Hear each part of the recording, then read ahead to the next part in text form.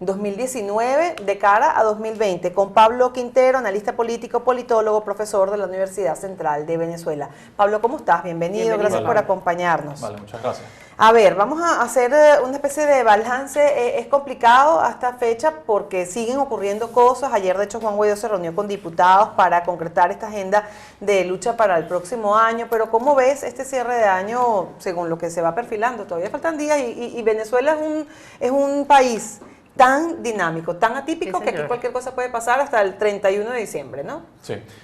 Bueno, primero que nada, gracias nuevamente por la invitación.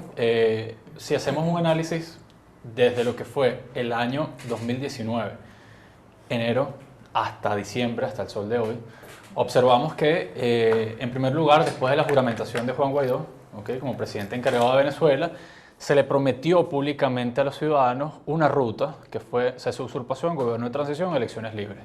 Una ruta que los venezolanos asimilaron como una salida a la crisis, una salida de alguna forma pacífica, donde en ningún momento se incluyó el uso de la fuerza, pero que de alguna forma los venezolanos en enero asistieron a una juramentación donde se le plantearon esas soluciones. Posteriormente entra la ayuda humanitaria en febrero, entra, no entra, realmente hay un conflicto en Cúcuta, en la frontera colombo-venezolana. Las imágenes rodaron el mundo, aquel camión que trataba de entrar, algunos diputados perseguidos, en fin. Posteriormente, en el mes de abril, vemos claramente que se da una especie de insurrección militar o cívico-militar allá en La Carlota. Hay imágenes del mismo Leopoldo López, imágenes de Juan Guaidó, algunos diputados, Edgar Zambrano también estaba allí. Fracasa por completo esa operación. Luego se da a los venezolanos lo que conocemos como que el gran apagón nacional, un apagón de antes, todo el porque país. Eso fue en marzo. Eso fue en marzo, es correcto. Eso fue en Antes. marzo. Y el apagón se mantuvo hasta el mes de agosto, no solamente en Caracas, en algunos sectores, sino en gran parte del territorio nacional. De hecho, hoy en día el Zulia sigue siendo uno de los estados más afectados de todo el país.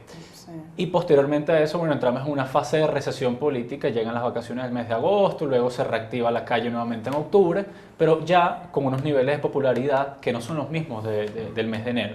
Un Juan Guaidó que, según cifras de algunas encuestas, pasa del 65% del mes de enero-febrero a un 45%, cifras de Data Análisis, Mega Análisis, Delfos, etc.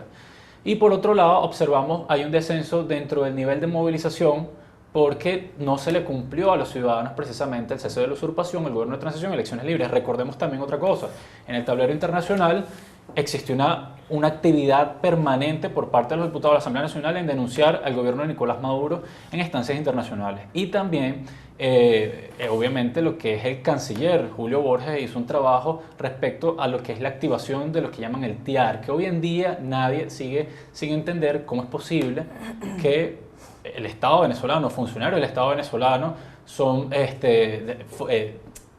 sancionados por el TIAR y asisten en este caso a la toma de Alberto Fernández, como lo fue hace poco en el caso de Jorge Rodríguez. Y por lo visto sorprendió también a Estados Unidos porque el enviado Donald Trump dijo que se retiraba, no asistiría por haberse encontrado con esa sorpresa. Correcto, entonces, claro, cuando... Pero luego se reunieron Michael Cossack y Alberto Fernández, ¿no? Exacto, entonces ahí vemos una serie de contradicciones en ese panorama donde la gente todavía no termina de entender qué es lo que está pasando en el ámbito internacional. Hace poco Humberto Calderón Berti dio unas declaraciones, se separa del cargo. Lo removieron. Lo removieron, correcto. El mismo Juan Guaidó lo remueve a través de una carta. Y bueno, al final los venezolanos terminan de entender, o no terminan de entender, perdón, que la situación en Venezuela no tiene salida. Entonces, cuando hacemos un repaso durante todo el mes de diciembre, los últimos 3 meses y el año completo, no hay ningún tipo de posibilidades ahora para lo que queda del 2019 de salir del gobierno por esta vía. Entonces, claro, observamos un descenso de la capacidad de movilización por parte de la oposición. Recordemos que la última marcha asistió poca gente, la última convocatoria.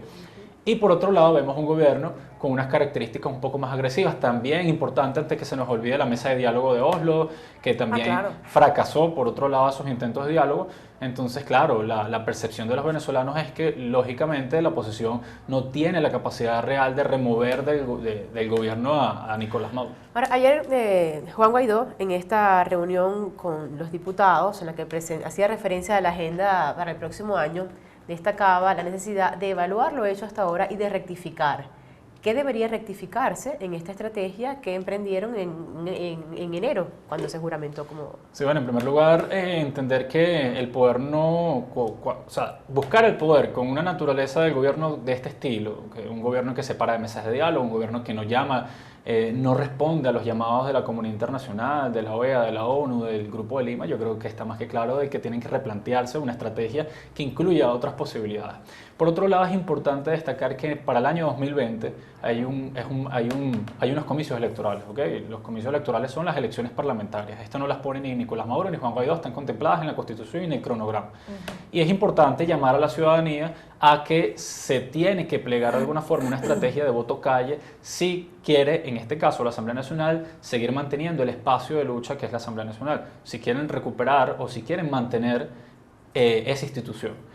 ¿Por qué? Porque si llega el 2020 y la población no tiene claro realmente que el voto es importante para mantener esa institución que le dio reconocimiento al gobierno interino, van a perder esos espacios que son reconocidos por la comunidad internacional, más de 50 países, etc. Entonces yo creo que hay que replantearse, una estrategia entre voto y calle, pero lógicamente la calle tiene que estar movilizada en base a otro mensaje, a otra estrategia, etc. Y por otro lado, evaluar cuál ha sido el impacto de este 2019, si esas convocatorias de calle realmente fueron de alguna forma positivas para la oposición. A ver, pero se podría perder el apoyo internacional, porque hasta donde se tiene entendido no es un apoyo a Juan Guaidó por Juan Guaidó, es un apoyo al presidente de la Asamblea Nacional, dadas las irregularidades cometidas en la elección de mayo de 2018.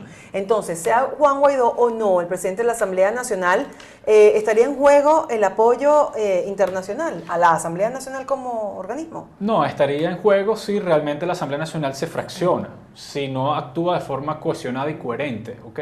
Recordemos que la Asamblea Nacional, a pesar de tener múltiples partidos políticos que hacen vida allí, de alguna forma representan lo que es la voluntad de los venezolanos desde el año 2015. Pero si la Asamblea Nacional no va con una estrategia seria, clara, ante los ojos de la comunidad internacional, va a perder el respaldo. Y este respaldo no se pierde porque lo diga el Grupo de Lima, porque lo digan algunos países, no. Se va dando de forma escalonada y se va dando a través de otro tipo de apoyos que se puedan dar. También recordemos algo que a veces la gente de la oposición lo deja a un lado. El gobierno de Nicolás Maduro sigue siendo un actor dentro del juego internacional. Tiene sus aliados, está China, está Rusia, está Turquía, ¿ok?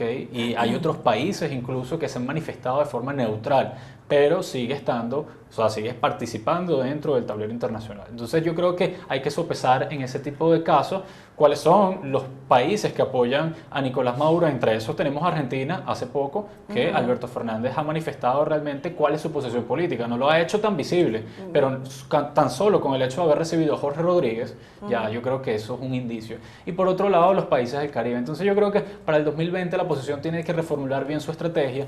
Los partidos políticos tienen que definir claramente si la salida para el gobierno de Nicolás Maduro incluye la fuerza, el uso de la fuerza, la aplicación del TIAR o no, y de alguna buena vez definir si el tablero electoral es válido en este caso, siempre y cuando exista una remoción o algún tipo de cambio no estético, sino profundo dentro del Consejo Nacional Electoral. Por cierto, que eso se ha mantenido Está como en pausa. ¿no? El trabajo del comité de la renovación postulación. del Consejo Nacional Bueno, Electoral. por lo menos las informaciones en relación con el comité de avance o postulaciones, sí. el desarrollo que podría estar teniendo el trabajo por lo menos del comité. esa información. Bien, tenemos que hacer una pausa. Al regreso seguimos conversando con Pablo Quintero, analista político, politólogo y profesor de la Universidad Central de Venezuela. Volvemos.